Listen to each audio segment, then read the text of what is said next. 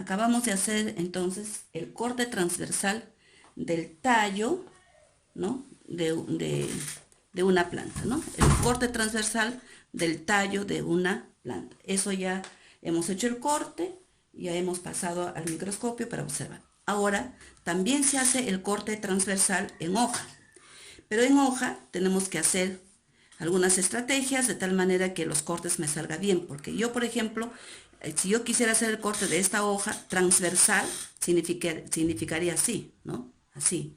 Prácticamente es perpendicular, 90 grados perpendicular al corte, ¿no? Entonces yo hago este doblez, ¿eh?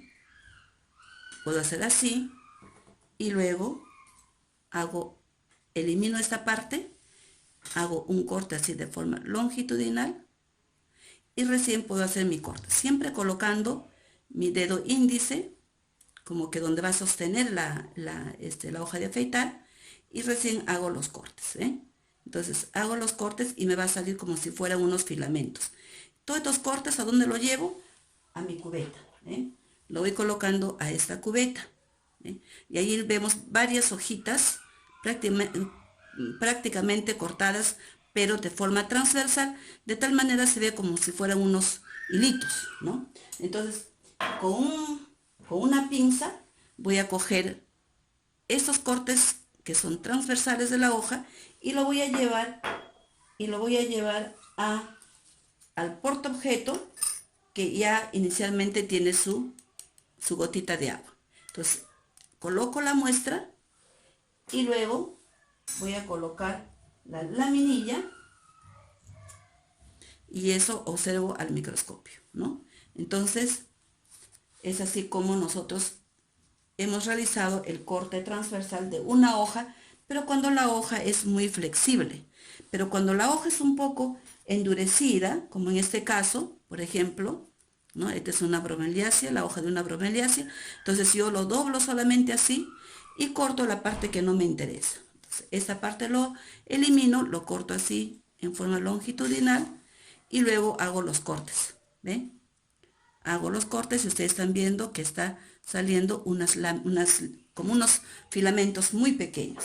Entonces eso de ahí lo pongo a mi cubeta y luego también saco con una muestra, ¿no? Para eso yo tengo que preparar ya mi lámina, ¿no? Con una gotita de agua, como ya hemos dicho inicialmente, con una gotita de agua y luego se coloca la muestra.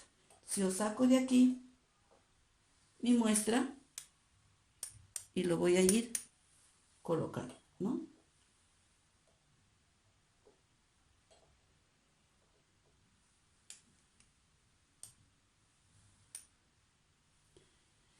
No importa que haya uno o dos, pero que esté en la muestra, porque si no, no vamos a poder observar nada.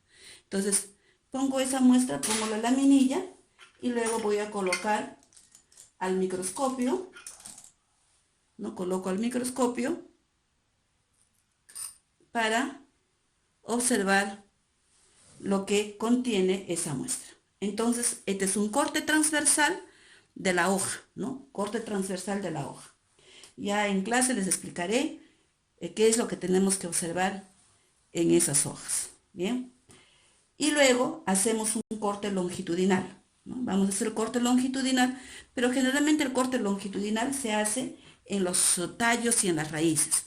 Para hacer el corte longitudinal, tengo que sacar aquí una porción de este tallo y luego lo cojo también igual con mis dos deditos y hago un corte así, ¿no? A ver, un corte así a lo largo, ¿ven? Como voy sacando. Entonces todas estas muestras que ya están cortadas, lo voy a ir pasando a mi cubeta, ¿no? ¿Ven? ¿Ven? A mi cubeta. Entonces, ¿qué es lo que voy a observar aquí? Tendré que observar, por ejemplo, los haces conductores, porque ustedes saben que los haces conductores son vasos, y como vasos vamos a ver seguramente algunas características que nos va a poder diferenciar unas de otro tipo de xilema.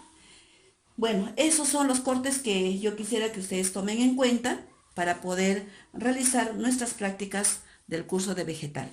De hoy en adelante lo que vamos a hacer son cortes y ustedes por favor vayan practicando en casa esos cortes que acabo de señalar, pero siempre teniendo cuidado de no cortarse. Entonces quedamos en esta clase habiendo aprendido los cortes histológicos en plantas.